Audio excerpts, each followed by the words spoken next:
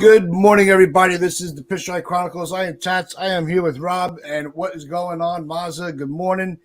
And the other day, we were talking about how the Dodgers would be able to use IKF, and they really should be kicking the tires. We kind of laughed it off as a fantasy idea, but in the last couple of days, that fantasy idea has come more into reality. And where the Dodgers would benefit with the Yankees is we have a plethora of shortstop depth. They don't have much.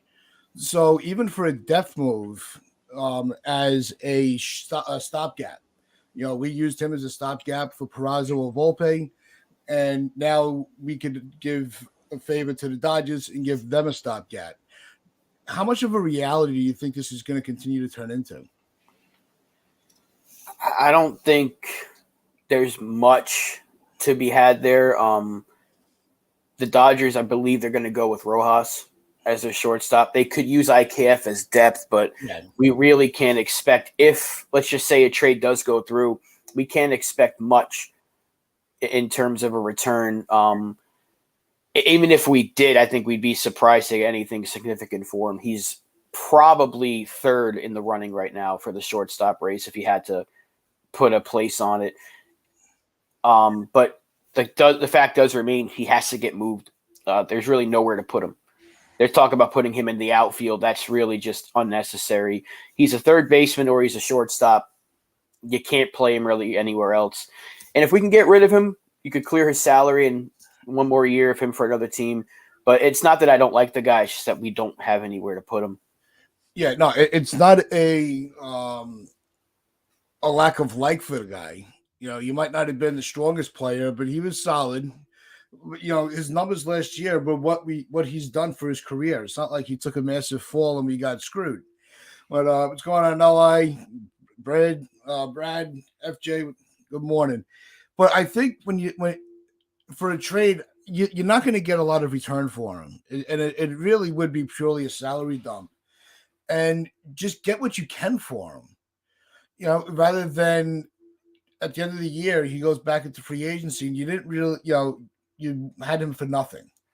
So especially as these kids are being called up, maybe you'll find a diamond in the rough, in their organization, so there's no name that particularly jumps out, but I really think that these two teams need to do their due diligence, like we were talking about, and kick the tires and see if something can happen. If not, it's not the end of the world.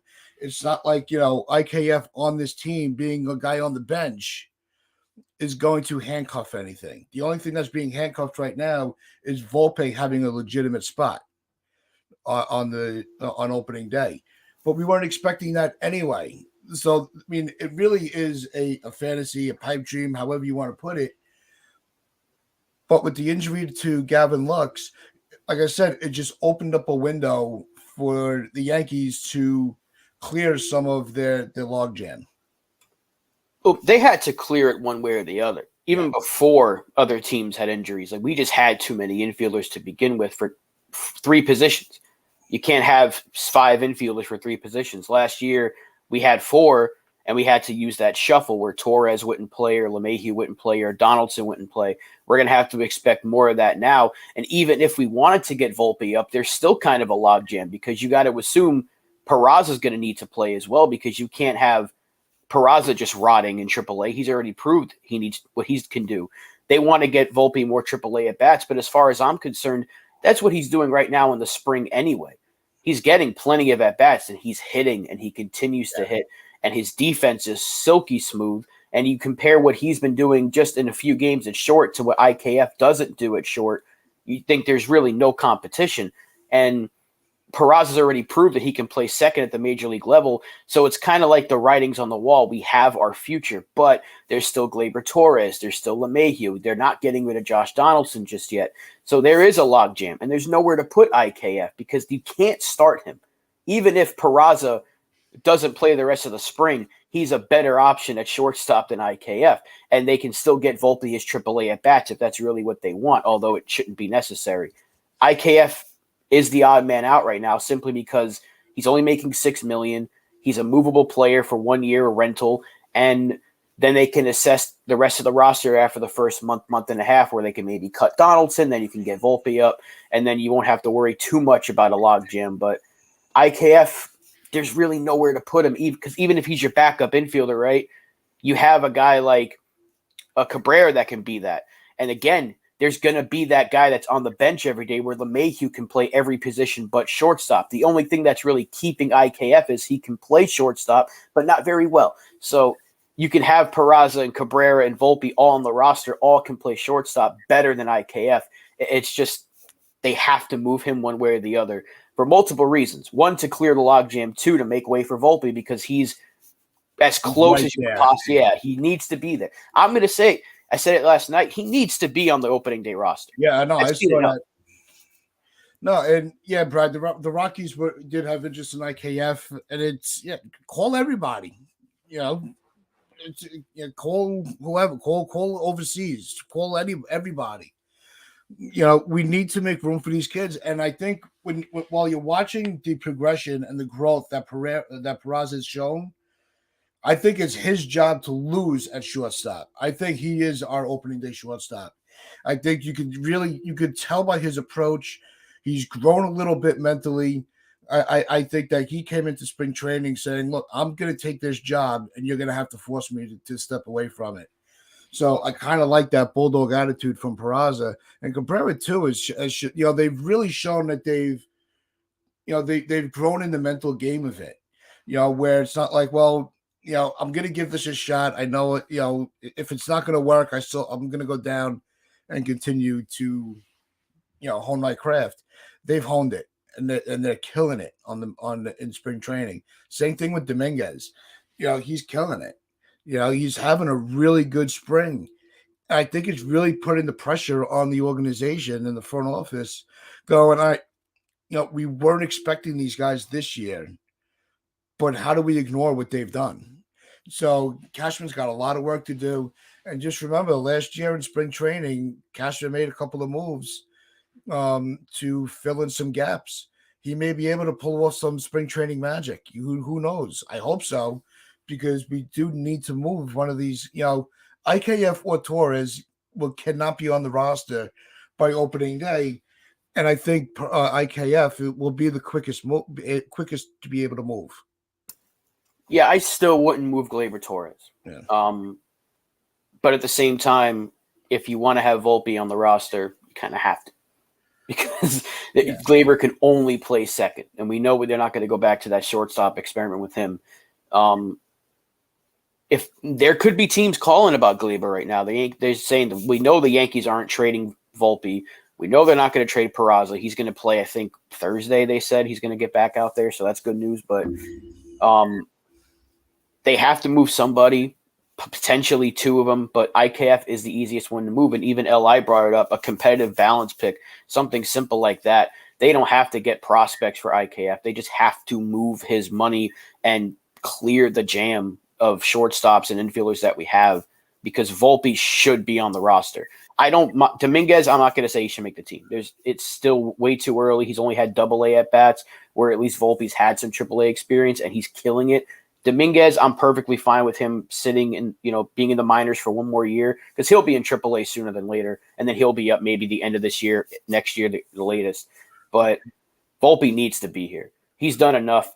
We've seen enough. The fact that they're having him at shortstop in these different training methods, and every single day he's playing, he's proving how much better he is at the position than last year's starter. There's no more evidence I need. He's got to be on this roster, and he's got to be starting. They have to. The future is right now, and they got to jumpstart it as soon as possible. Yeah, it's one of those, and I'm going to get Donald's point of view in a second. I just want to get this out, and then he can bounce off of that. The reason that IKF, I think, is the easiest move is because we could just dump his salary for anything right now. Just get something in return for him, where if we move Torres, we have to be a little more calculated in the trade value. So that's why I think IKF is the easier to trade. Because if we trade him for a bag of balls, we're not going to blink about it, because at least we're getting rid of the salary. With Torres, it's going to be a little more complex to make sure that we're getting value back of what Torres can still give in his career. He's only 20-something years old, 26 years old. there's still a lot of life in his career as opposed to IKF. Donald, what do you think? So I'm just jumping on the train here. We're talking about the infield alignment. Yes. Yep. So yeah, I mean IKF. I don't even think we should have picked up his option in the first place because we have got a million shortstops. But yeah, of course, I think I'm all on board with Volpe coming out in spring training. I think that would be refreshing. I think it would be a good signal to the fan base. I think it would be a good signal to the young guys that what they do earn in spring training, they then they've been rewarded, because it's just, as I say, it's a tough sell to go back to something that failed last year. So IKF should not be starting at shortstop on opening day because it didn't work last year. So as I say, why beat a dead horse? Like, you should be moving on, moving forward, be positive. The future is now, as Rob says. This is an organization where we've got two legit infield prospects that deserve playing time, serious playing time, probably starting, and that's Peraza and Volpe. And I want that to happen. And I think if that happens, it's a good signal that this organization is ready to move with the times. Because to be honest, the Yankees are kind of always a little bit hesitant to go all in on their kids. They always try and find a way to underuse them, underutilize them, maybe waste them. So now is the time to kind of change that. I think the reason why they brought in Sabian and Minea is it's kind of an idea that they need to be doing better with AAA and AA, and I think that they're going to be taking a special notice on that because they're much better at developing than Cashman ever has. So I think that's going to be something that's going to happen. And I think Volpe should start. Do I think it's going to happen? I don't know yet, because I think the Yankees want to manipulate his service time. But I think it's a great chance to give them a fresh start. Volpe looks great. Peraza looks good too. They both look really good. So I think we should be excited about that.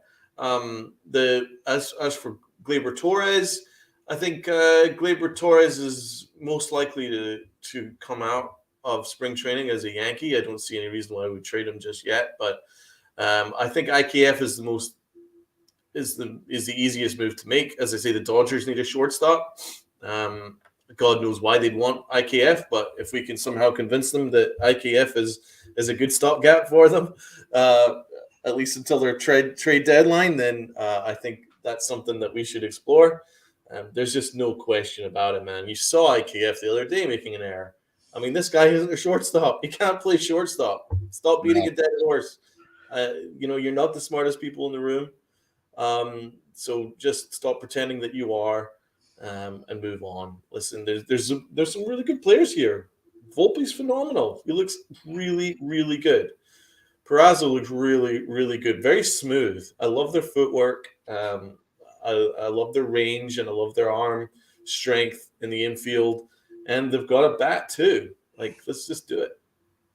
Yeah, no, that's exactly what I was figuring with the Dodgers. He would be a good stopgap because Gavin Lux is going to be their go-to guy when he's healthy, and we know they have Rojas, but that depth, just to give them some of our depth that we don't really have a need for, and is not our future. That's the guy that we should be looking to just dump somewhere, pretty much. But no, Volpe's not going to make the opening day roster. That they're going to manipulate the service time. We know that that's how the game works now. Unless you're Atlanta, then they're not worried. They don't care about the service time.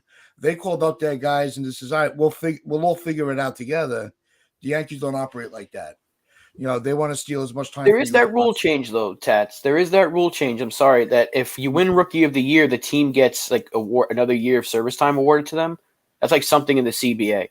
So maybe if there's anyone on our team that's going to win Rookie of the Year, it'd be Volpe. So maybe that can convince them, like, hey, we think this guy's got a shot. I mean, what are we thinking? Like, you're going to, like, why prolong it? We know that in a month's time, Volpe's probably going to be killing it in AAA. So why prolong it? I'm so sick of the service time manipulation. He's clearly your best option. And I'm perfectly fine with moving Peraza to second or third. I love Peraza at short, but I think we've seen Volpe just look so good over there at short, where I've seen Peraza look good at second and third as well. So I'd be perfectly fine moving either one of them, but I think they're set on Volpe being a shortstop. This whole moving him to second and third, just kind of a little experiment to see how he handles it, but they've got to do it. Like Donald mentioned earlier, like it's a signal to the fans, like, hey, we're listening. We're trying something different. Because if we do go opening day and there's that nightmare scenario where Donaldson's at third and IKF's at short, why are we going to be excited? Like, yeah, baseball's back. I'm happy to see it, but we know IKF is not a good shortstop. You can tell me all about his range or whatever, like, whoa, and those metrics, but he can't make the simple plays. That's his biggest issue, is to hit the balls that are right in front of him. He can't make the play. And it happens left and right. And that play that Volpe made last night with that freaking firing throw to Rizzo, IKF doesn't make. That right there should tell you Volpe is a better option at short than IKF. They need to make the change. And guess what? Losing IKF is not going to hurt this roster at all. Yeah, I think everything is laid out. On Elliott's point here, as much as I like Volpe, I don't think he'll be on the team on opening day. He hasn't had a lot of AAA experience. That's just me. Well, to be honest, AA is really your main development part of the process, not AAA. AA is really where you really need to develop and take that step forward. You've seen plenty of occasions. I'm not going to go through chapter and verse of people that just jumped up straight from AA and been absolutely fine in the majors. So I don't necessarily care about his lack of experience at AAA. AAA is always just, if you're a top prospect, AAA is just a holdover until you get to the majors anyway. As I say, your development comes from AA. So I'm not worried about that. I don't know about you guys. Are you worried about that? No, I think with the at-bats, when you get to AA, yeah, that's your development platform. That's where you're going to see the most. And I think that's also what's holding back Dominguez, is he's only had a handful of games. I think it was 6 games they said at AA before the end of the season. So he hasn't really hit that stride with AA for that development that we're always looking for. But I think maybe if he had half a season in AA, we'd be looking at him a little more differently this spring. But Dominguez looks like it's not going to be long until he's called up as well. But yeah, no, it's AA is where we're going to see the most development, and that's where we're going to know if they have it or not. And Volpe already proved it. He's got it, and he hit fine in AAA as well. And something what I said earlier in the show is he's going against guys that he'd probably see in AAA anyway right now in spring. So, like, he's getting so many at-bats. Like, he's played almost every day in the past week, I believe. So, like, how many more at-bats do you need to give him in AAA? It's like, do I really care that he's hitting against the Red Sox AAA third starter? Like, oh, he went 3 for 3. It's like, I don't really care. Like, he should be making the team just based off of, if he keeps up this pace the rest of the spring, how can you justify to the fans that I think we need to see a little bit more in AAA? That'd be a month of really good play on both offense and defense, and you're going to tell us he needs more time? No, he's been ready since last year. It's just now we're seeing in the spring, like, he's ready, and you can't really sell to the fans that we need to see a little bit more. The reporter asked Boone the other day, and he's like, yeah, we like to see more at-bats, but I think Boone wants him on this roster, but I think it's going to come down to the big head upstairs that might manipulate the time, hoping, like what Donald mentioned earlier, that Sabian has more say in that and says, no, this guy's got to be here now, because why else would you bring 2 guys to help him in if they're not going to push Cashman to make those tougher decisions?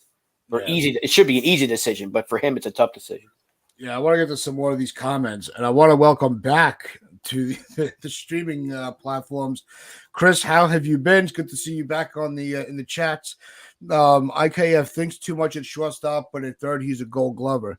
And that was one of the biggest issues with last season, where we kept saying, you forced him down our throats at shortstop, where he really was never that comfortable. And, Donald even brought up his range, where, other players are making the plays that IKF would not have, especially the long range throws and shit like that.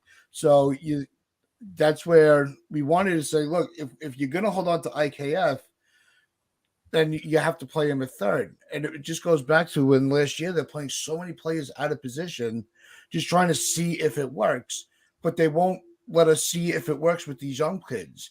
I think that's what's also mounting with the frustration of having these guys shoved down our throat, where we have guys that we're clamoring for that are not getting their due.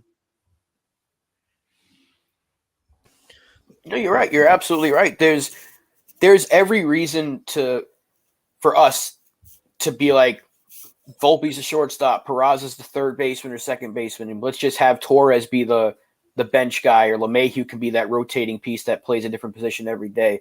Let's kick Donaldson to the curb. Let's get IKF out of here. That's easy for us to say, but yeah, it's not going to happen that way. So, like, I'm as much as I want Volpe to be here, like when the season starts, I want him starting in the opening day lineup. I want him batting first. I want him or second, wherever. I want him out there because that's where he belongs. I know that most likely we're not going to see that happen, but it should. So it's great to talk about it now because spring just started, and usually I'm bored already, but I'm really excited to watch him play every day he's out there. So at least I have something to watch this spring, but I'm not going to shy away from it. He should be the shortstop. He has to be. Then we have Mazzi here. The Yankees should give Volpe a shot at second base, give Peraza the shortstop job, and move Torres for an impact player in return. This is something I don't think you would see any moves from Torres until the trade deadline.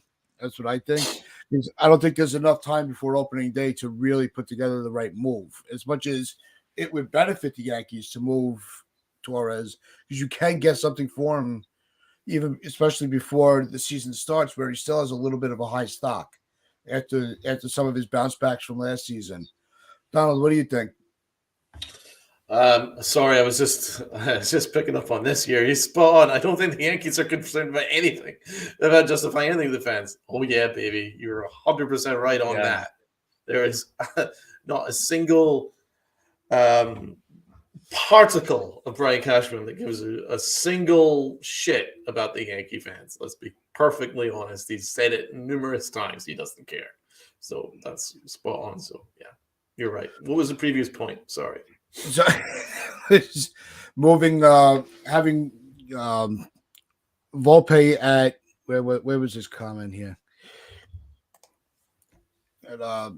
Giving Volpe a shot at second base, Peraza at shortstop, and moving Torres. Yeah, it's just I think Torres is going to say it's going to be a little bit more complicated to make that move because you want something in return. It makes a lot of sense though. Like as I say, I've never understood why this entire offseason we've already gone to spring training and we're still in this exact same situation with the infield that we were discussing all last year and at the start of the offseason. It was the most obvious move was to do something. Considering Gleyber Torres was on the trade block in the last deadline, once again, why it's been carried on in the spring, it doesn't really make a whole lot of sense if you don't see him as a big part of your future. And they've obviously made it obvious that he isn't a big part of their future if they were trying to trade him at last year's deadline. So weird one there. But we do need something in return for him because he is actually a good player. Plays a good second base. He's got a good bat. It was just the Yankees ruined him because he's got the ability to hit to all fields. But the Yankees had to, when I say the Yankees, Brian Cashman in particular, needed to mess around with his swing and turn it into an uppercut, pool happy swing. And it took about 60 points off his batting average and a lot of his productivity away. So as I say, once again, it's the Yankees' fault. The reason why Gleyber Torres is not a big part of this team anymore. And that's a shame. But Gleyber Torres hasn't helped himself with his attitude. I don't like his laissez-faire attitude. Is kind of like, oh, well, maybe tomorrow I might run it first. Well, we'll see. I don't like that attitude. I never have and I never will. But pure natural ability, he's got it in spades. I think IKF is an easier move. I think it's the most obvious move. No, it's definitely, IKF is definitely easier. But as for Volpe, where he should play second or short, I actually kind of agree. I think I love Peraza at short. I love his arm, and I love everything about the way he moves at short. I think it's a little better than Volpe, but Volpe looks fine there too. So it's not like you're gonna lose. And I know the Yankees are all in on Volpe, probably being the shortstop. So with that in mind, I don't mind the versatility that they've kind of been showing in spring training. So I'm not too worried whatever way they choose, as long as both of them are a major part of our infield moving forward. I don't really mind necessarily about the line. Yeah. And I like clarify something from what Rob was talking about earlier with the Rookie of the Year. It's another year of service time and a comp pick. So, it wouldn't hurt to have one of those, but yeah, it's and then he also adds right after that he would move Volpe to third base. Now the issue with that is if you're gonna have Torres at second, you'll have Torres and LeMahieu, platooning second. You'll have Peraza at shortstop, Volpe at third. Where's Cabrera fit in? I kind of think he's getting a little forgotten with all the excitement around Peraza, Volpe, and Dominguez, because Cabrera is sneaky, having just as good as a season as start to this year as he was having last year. Mm-hmm. Well, he's got the ability to play the outfield. I mean, he's going to play center field tomorrow, I think, and he can already play a fine right field, and he's looked just as good in left field. I think he's a better right fielder, but he wants to play center. And he's been asking for it. He's going to get a chance tomorrow. He's the utility guy. He's the super utility guy. So they shouldn't really, in my opinion, they shouldn't use him as a guy that can prevent you from getting Volpe reps at third, because we know Cabrera can play shortstop just fine, but he's not better than Peraza or Volpe. We know he can play second base, but he's probably not better than Peraza or Volpe. And we know he can play third base, where he probably is better than those two. So if we're going to put him in any depth chart alignment, outfield, third base, emergency shortstop, and second baseman, but you have enough guys that can play all those positions anyway, and we need the outfield help more anyway. So if he's exclusively just an outfielder that can play all three positions, I'm fine with that, and they'll be able to get his switch hitting bat in the lineup more often. But Volpe at third could work because his arm, he proved it yesterday. That dude's got a cannon. So maybe they want his arm over at third. We talk about it a lot where shortstops can move to third base. We've seen A-Rod do it. Correa was going to do it if he went to the Mets. So maybe that can help. This way we can get Donaldson out of the door quicker, just shoo him out there like the piece of crap that he is. But I'm not really sure what they want to do, but that's why they're doing it in the spring. So that's why I'm okay with like these little experiments here. Yeah. Like, we're going to try Volpe at second. We're going to try him at third. I'm okay with that, but I still need a plan. They need to decide who is, and I've been saying this for months now, who's the shortstop, who's the second baseman, because Hal made it clear he wants him in the middle of the infield. But if you can move one of them to third, then so be it. But we'll see what they do. But I'm actually really lead the Yankees in RBIs in spring training with 7. Yeah. 980 OPS. Just batting under 300, 7 RBIs. He's doing well, Ozzy. He's having a good spring. I'll tell you who is having a really good spring that people should pay attention to. Rafael Ortega and Willie Calhoun. Mostly Ortega. Ortega's doing really well. 5 RBIs. Calhoun's killing it too. His OPS, slug, all crazy good.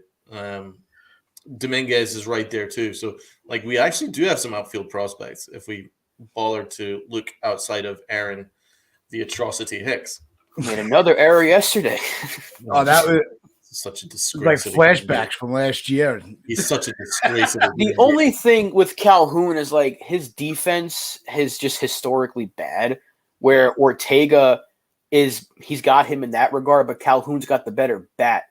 Calhoun was once a top prospect before, and he had that, the balls were juiced, and he had that big power year in 2019, but I wouldn't be opposed to either one of them making the roster as a left fielder if it means Aaron Hicks is kicked to the curb or on the bench, because Ortega's already proved, and he was my guy going into the spring. I think he's the one that can take the job out of all these options, but Calhoun's been great. So I love the competition, but even Aaron Hicks is hitting too, though. but you're seeing him once again make another gaffe in left field. You're just like, how do they keep rolling him out there? When is enough going to be enough? Well, apparently they love him so much they're going to probably keep rolling him back out there. Yeah. Problem is Ortega's like 31. Yeah, and Calhoun's like 27, 28. So it's not like you're getting a ton of youth there, but either one of them is better than Aaron Hicks for another year until Dominguez is ready. That's what I mean. As much as we're always saying, and I've been saying that part of the Yankees' problem is, their lack of offensive production. But when it comes to the outfield, I would rather have the defensive upside than the offensive. So, if Ortega's giving you better defense, but he's an okay bat, I would actually make that. I would rather that than have another sloppy outfielder that's going to might get you the big hit. So I would put a little more faith in Ortega. Well, we know Aaron Hicks isn't going to do anything besides walk. Yeah. And maybe if he can get that power stroke back, he can hit you 20 home runs. But that's if he stays healthy. Because last year he was healthy but didn't have any power. The year before that, he wasn't healthy. So it's like you're either going to get a healthy Hicks that can't really hit for power, which is really all you want him to do is just either hit a home run or walk, be Joey Gallo type of bat. But if he's – and then the other option is he's on the IL. So it's like I'm just waiting for him to foul one off his foot that's going to keep him out for 3 months because that's usually what happens when he gets hurt is something weird. And then you're like, oh, he's going to be gone for a week and you don't see him for 3 months. But that might be the best case for him because we don't want to see him. We just don't want to see him. I don't want to see him out there. Like last night, once again, he's not good. Like if he's a backup, fine. But Ortega's been better already. Calhoun's been better already. But again, Calhoun's defense has always been an issue where Ortega's already been solid. I'd be a lot more comfortable with Ortega than I would with Aaron Hicks any day of the week. Even I would actually be more comfortable with Calhoun at this point, even though his defense is not good. Even like Mazza says, it's really part of the equation is not so much his productivity on the field. It's also his ability to stay on the field or lack thereof. So that's why we had gone into the offseason saying that when the season resumes, that if they're not going to move Hicks, he needs to be that fourth outfielder that just sits on the bench. Move him, use him for last minute speed, in the late innings because you're going to see an increase in stolen bases this year. So you want to utilize whatever speed that you have. I'd just make himself useful and move him to the concession stand. I think he'd be very useful. Tossing burgers and selling people Pepsis. I think he might trip going up the stairs. Yeah, it's his best role. He'll burn himself on the grill. Hopefully. But it's. He played mini golf last week. At least he got something that went right for him. Mini golf, yeah. That's his great skill. Hitting it through a hippo's mouth. Yeah. Mini golf is not going to strengthen your abilities on the field. But I know it was just one of those team building things, and I get that. And it's not a bad idea. But of all things, they had to go with some type of form of golf just to appease Hicks. Again, everything is to appease Hicks and not hurt his little feelings. And I'm tired of it. I'm just really tired of looking at this guy. He's very sensitive. So, I would never, ever say to his face that he's an absolute atrocity of a baseball player. Probably the worst I've ever seen wear the Yankee pinstripes. And he's an absolute disgrace. Yeah, guys, you guys are killing it in the chat. I'm fine, but Chris here gets a good laugh. This can teach people how to play golf outside the stadium. I wouldn't really trust anybody, especially Yankee fans, with clubs in their hands near X. Yeah, especially me. Come back here. But do you think that the push from baseball to increase the speed on the bases is going to force or push one way or another whether to really trust these kids? Because I think they have to do that. I really think if you have the right amount of speed and you're able to coordinate your lineup where you have the right amount of contact hitters with speed wrapped around your power hitters, I think the Yankees could really put some, incredible amount of offense up. Well, they were doing that last year for the first half, and then they stopped doing it. Well, because it was working. Yeah, they stopped doing it once they lost a few games in August. So Aaron Judge is a lot faster than people think, and he proved that last year. Gleyber Torres is a lot faster than people think because he actually stole a bunch of bases last year. We can't forget we have Harrison Bader now, who's one of the faster players. And if you put Volpe in your lineup, stolen bases will go up. If you put Peraza in the lineup, your stolen bases will go up.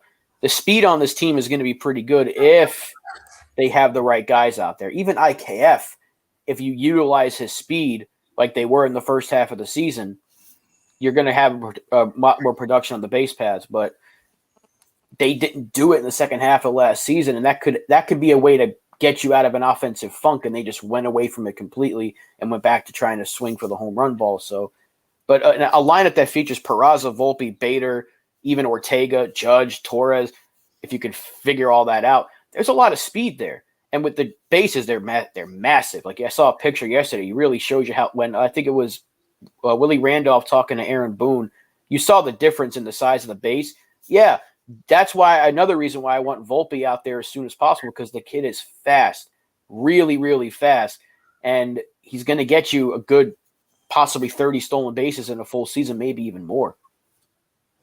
Yeah, I'm gonna fact check the stolen bases issue because Spencer here, comments. I don't think fans notice a significant increase in steals attempted.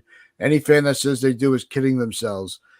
No, I do think, and it goes to tie in because LI, you're wrong. Sorry, but they had an incredible amount of speed to start the year last year. We saw a lot more hit and run, steal attempts. Taking the extra base, in the gap. So they were utilizing a lot of speed. It might not have been necessarily with the stolen bases, but they were utilizing a lot of their speed. And that's why they were on such a hot streak to start the season. But I'm going to look, because I think I heard somewhere that there have been a significant increase in steal attempts and percentage from previous spring, even through spring training. So I'm going to see if I could get some information on that, and we'll post it on our Twitter account. But I think that the biggest problem is every time something starts to work and clicks for this team, and they decide, you know what, this is working too well, let's change it. And the Yankees need to really stop doing that, because that's what really sent last year into a downfall. If these kids are performing the way that they are, just freaking use them. Don't hold them back.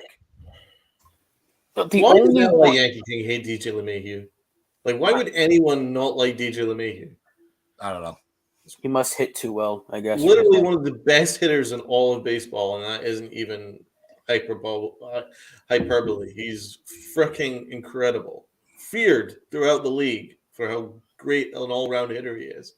And we actually need more DJ LeMahieu's, not less DJ LeMahieu's. That's the truth.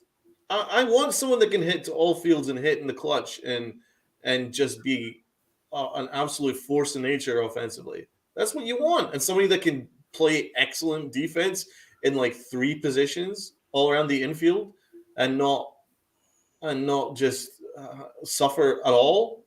That's what you want. Like, I don't understand why you wouldn't want that. You wouldn't want a multiple batting champion in both leagues.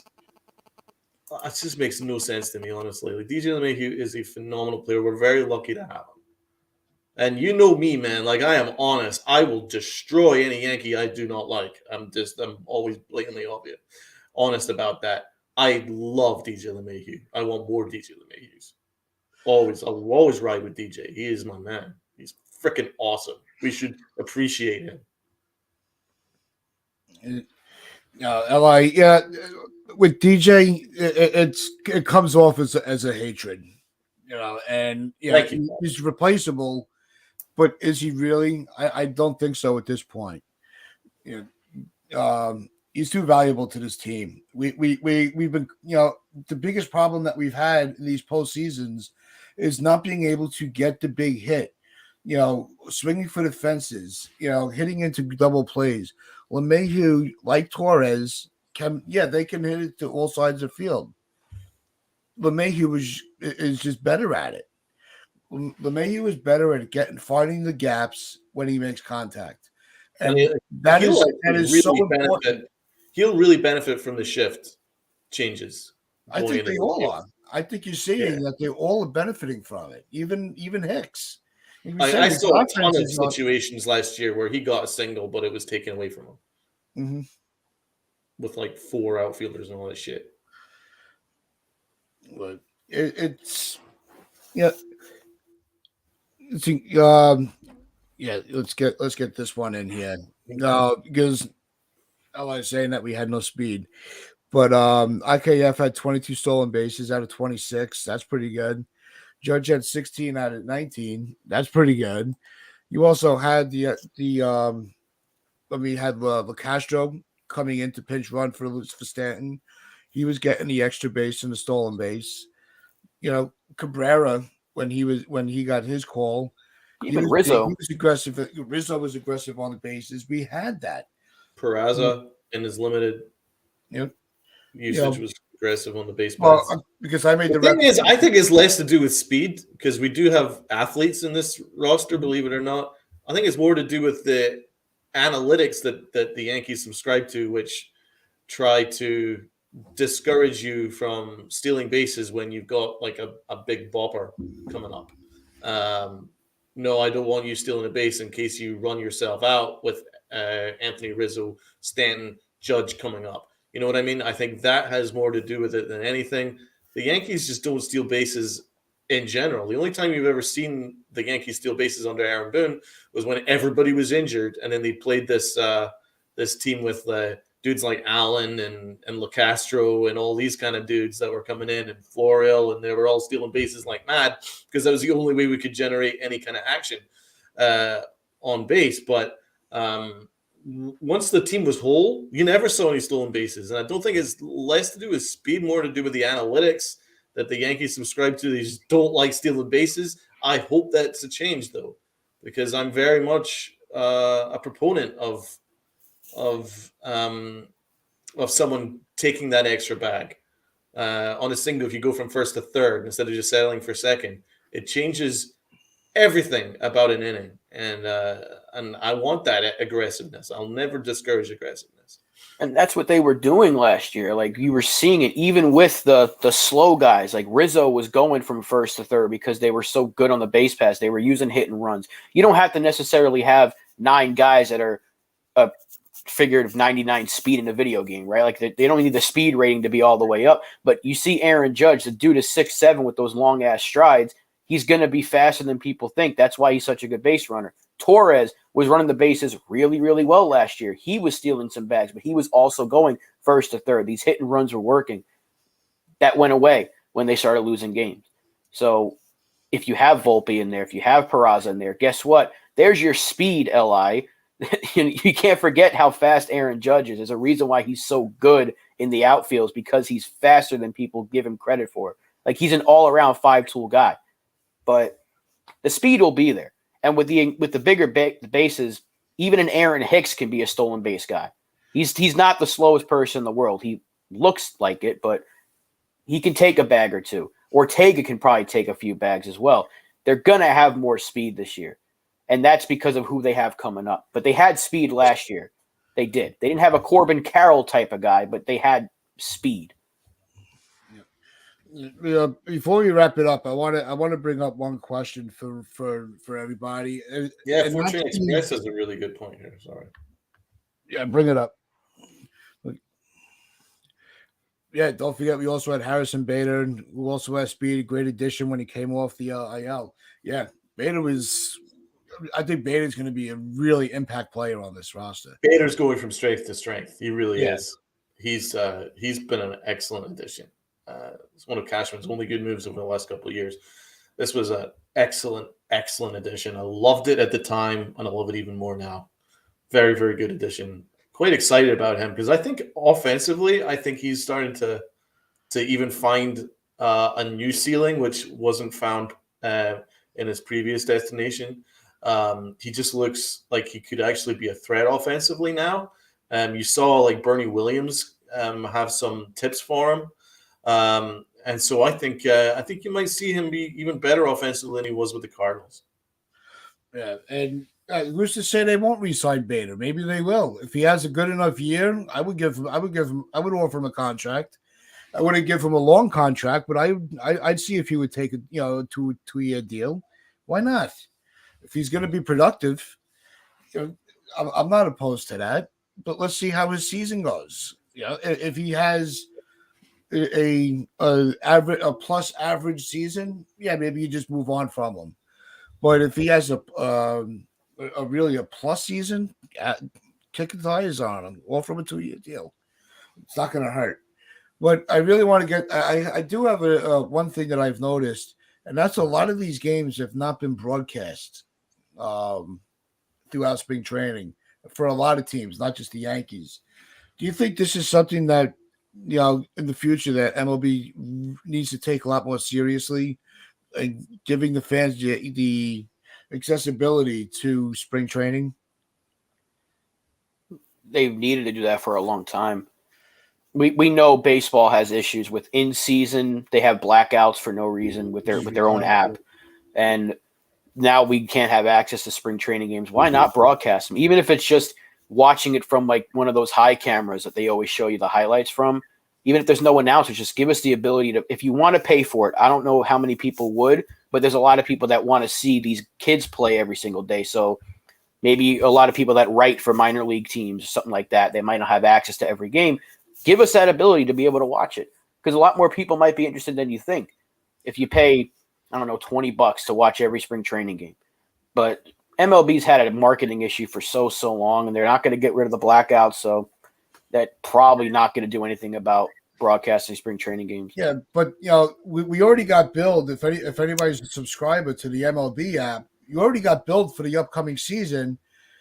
If the networks that own if the teams that own their own networks, whether it be the Mets, Yankees, Dodgers, a lot of the big markets, if they don't want to put, if they have no interest in broadcasting the games, MLB should say, all right, if you have no interest in broadcasting it, then I'm taking the rights to broadcast it.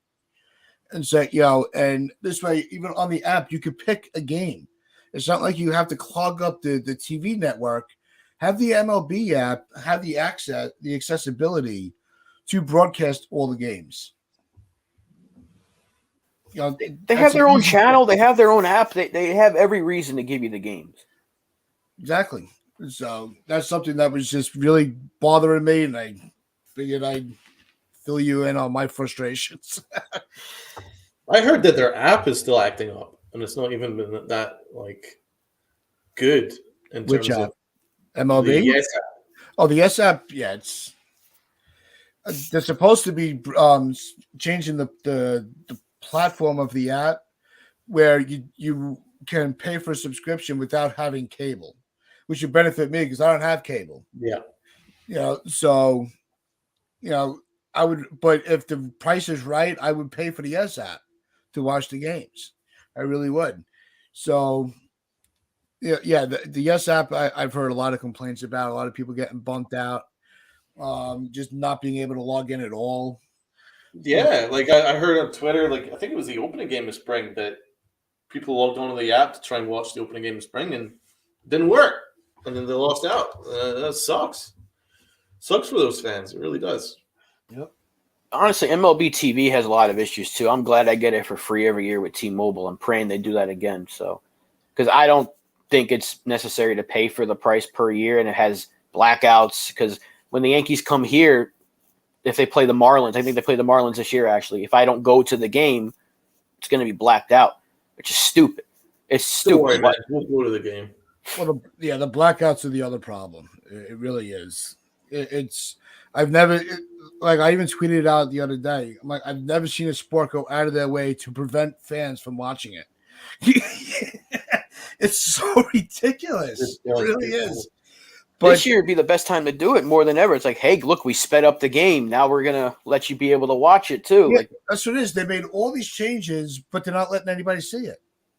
You got to wait for the regular season. No, and it's also we want to see what the next generation of players are doing. We keep they keep clamoring how they want to have this big youth injection, but if we can't see what they're doing, how excited are we really going to be about it? It's not like us where we're watching all the clips on social media, we're watching the clips on the MLB, or yes, or however you're getting it. The casual fan, you may get a few more viewers if they could be, you could go, especially if you're paying a lower price during spring training. So say, the MLB for the TV package, I think it's $150 for the season. So say, for spring training, say it's, charge them $30. You shouldn't even be charged for it. If you're paying for the regular season, just give me the spring games with it.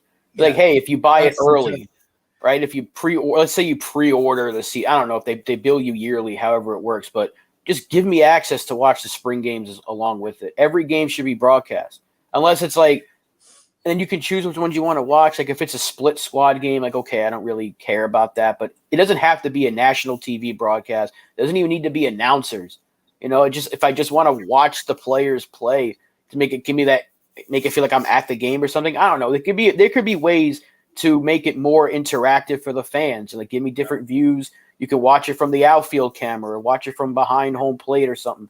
People might actually pay for that, believe it or not. So I don't know. There's different ways they can market the game, but MLB is run by a couple of morons on both sides. The owner is an idiot. Manfred and Clark have two of the biggest dumbbells in the world, so they don't know what they're doing. Yeah, Tweedledee and Tweedledum. Exactly. But yeah. All right, let's go in here. They used to black out cricket in Australia, but now we can watch the whole games when the games are played in our home city. I'm really sorry to hear that.